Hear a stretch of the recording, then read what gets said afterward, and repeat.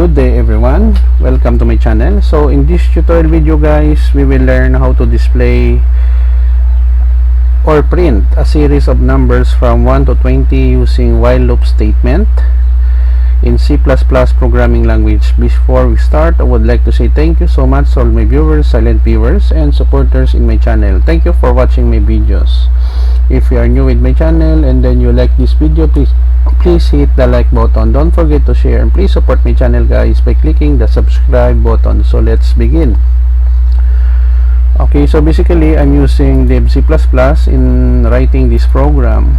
So sharp include IOStream for input output using namespace std, and then we have here a function. In every C++ program we have here the int function. It is the starting and ending point of every C program. We have here a curly bracket, int a equals 1. I declare a variable.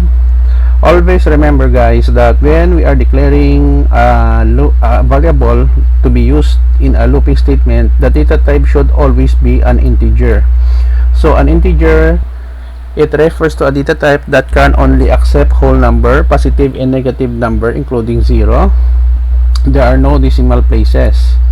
So here we have initial value of variable a, that is 1, while a less than or equals 20. This is the condition, and then we display here console out space a, we have here space and then a plus plus.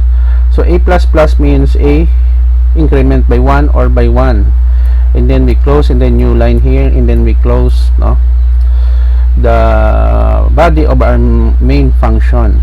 Okay, that's very simple. There are only around 15 lines of codes. Okay, so let us build and run so that we can see the output. Okay, right now it's displays from 1 to 20.